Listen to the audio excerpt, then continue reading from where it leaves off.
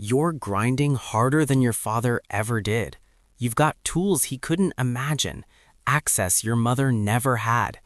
And yet, every single time you climb toward wealth, something yanks you back to square one. You make more money, you spend more money. You scrape together savings, then life deletes it. You call it bad luck, maybe the timing, maybe the economy. But what if the problem isn't out there? What if it's hardwired into you? Your parents survived financial chaos, and you didn't just watch it happen, you absorbed it. The fear, the panic, the whole operating system. And now, years later, you're finally making decent money, but you still feel broke. That's not coincidence. That's programming.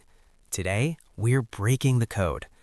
This is Elias, 32 years old, software engineer, worked his way up. He's finally making the kind of money that should change everything. 6 figures, the dream salary. But here's what nobody sees. Elias can't order food without looking at the price first, can't treat himself with guilt showing up 15 minutes later like clockwork. He's got $14,000 sitting in his account, and instead of feeling secure, he feels this weird anxiety to either hide it or spend it on something responsible just so the pressure stops. Elias thinks this is discipline. It's not. It's trauma in a suit and tie. Every Sunday growing up, his parents would sit at the kitchen table with bills everywhere, voices getting tighter, and young Elias would pretend to watch TV while actually watching them fall apart. He learned something those nights. Money equals stress. Wanting things equals danger. Safety means staying invisible.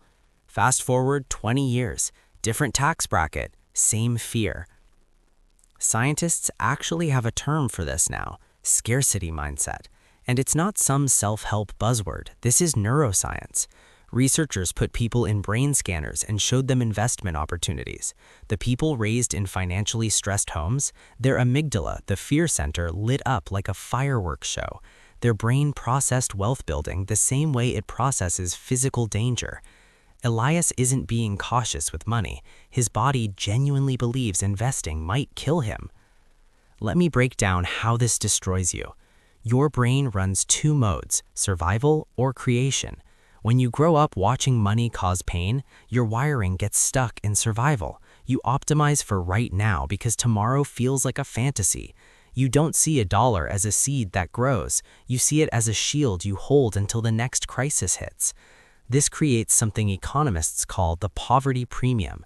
Your survival brain makes you spend more while thinking you're being smart.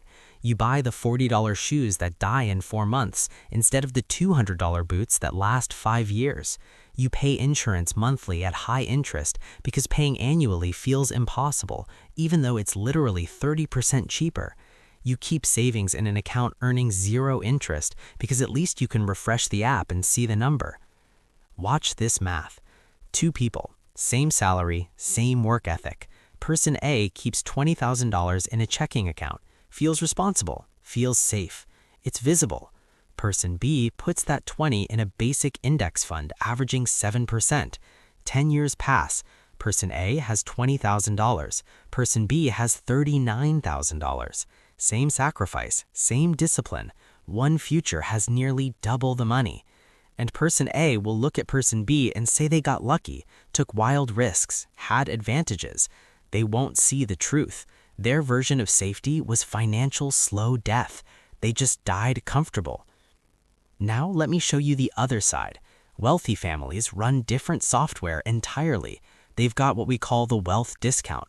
Not because they're geniuses, because fear doesn't run their decisions.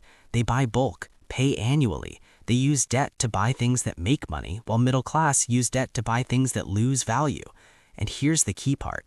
Their kids grow up watching this. Before age 7, those children's brains learn that money is a tool, investing is normal, opportunities are real.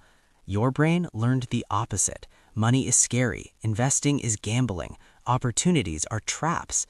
And now your own nervous system is your biggest opponent. Stop for a second. Think about your last 3 money moves. Real talk. Were they about growing something or protecting yourself from loss? Because if you grew up hearing, "we can't afford that" on repeat, your brain built a belief system around scarcity. Wealth is a pie. Someone else's slice shrinks yours. Wanting more makes you selfish. That belief is a prison with invisible bars. The economy isn't a pie, it's an infinite game, but you're still playing like there's 5 chips left and everyone's watching. Here's the part that hurts. Those survival strategies that saved your parents are now destroying you. They were dodging bullets in a war zone. You're standing in an open field of possibility, still hitting the dirt every time a car backfires. The hyper-awareness that protected them during crisis is sabotaging you during opportunity. The shift doesn't happen when you make more money. It happens when you realize the fear you're obeying isn't even yours. You inherited it. You're living by someone else's rules from someone else's war. Let me give you the rewiring process. First, stop saving for emergencies. I know how that sounds, but hear me out. When you save for disasters, your subconscious goes hunting for disasters, and it always finds them. Your laptop dies, your car breaks, the money you saved in fear gets spent in fear, and nothing ever changes. Instead, build what I call a launch fund, not for when things go wrong, for when things go right, for opportunities, for investments when everyone else is panicking. Change the name, change the energy. Second, kill the word cheap. Start using the word value. Cheap is a scarcity drug that feels like wisdom. The person who buys quality boots for $400 that last 8 years is wealthier than the person buying $70 boots every year. Your poverty gene screams that spending more is reckless. It's wrong. Bleeding money slowly on garbage that breaks is the real recklessness. You're just doing it at a pace that feels responsible. Third, understand something that changes everything. Your bank account is the result of your mindset, not the cause. If you won $20 million tomorrow but kept running poverty software, you'd be broke in under 5 years. We literally watch this happen to lottery winners constantly. They get the money, but the operating system stays the same. So they spend and spend until they're back to broke, because broke feels like home. Abundance feels like standing at the edge of a cliff. You need to get comfortable on the edge. Nobody warns you about this part. Breaking generational poverty is isolating. Your family might not get it. They'll say you've changed, you're flashy now, you forgot where you came from. And in a way, they're right. You did change. You stopped accepting their ceiling as your floor. You stopped calling fear wisdom. You walked away from the money religion you were raised in. Some of them will hate you for it, because your growth is a mirror showing them change was always possible, that the limits were chosen, not given. That's deeply uncomfortable. Let it be uncomfortable. You're not doing this for their approval. The system needs you afraid. Afraid people are predictable. They take the safe job, accept the tiny raise, finance the car they can't afford to feel successful for a weekend. They're manageable. But you are about to become unmanageable. You are not your father's paycheck. You are not your mother's worry.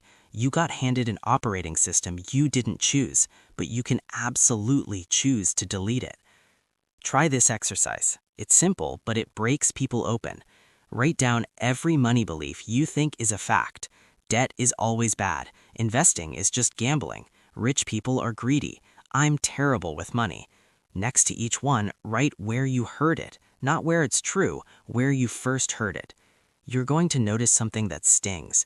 Almost nothing on that list came from your life. It came from terrified people in survival mode, and you've been running their fear like it's the truth. Your parents did everything they could with what they had. Respect that. But their ceiling doesn't have to be your sky. You can love them completely and still build differently. This week, do one thing that your inner survivor hates. Not something stupid, something smart that your old wiring calls dangerous. Open the investment account. Have the salary conversation. Take the opportunity that fear says to run from. Watch what happens when you stop obeying a voice that was never even yours. You already know what happens if nothing changes. You've seen it. It's your parents' story. Beautiful in its own way, but it's not your story. That invisible hand dragging you backward? Look closer. It's your hand, gripping a past that doesn't serve your future. The poverty gene isn't permanent. It's just an inheritance, and you're allowed to refuse it.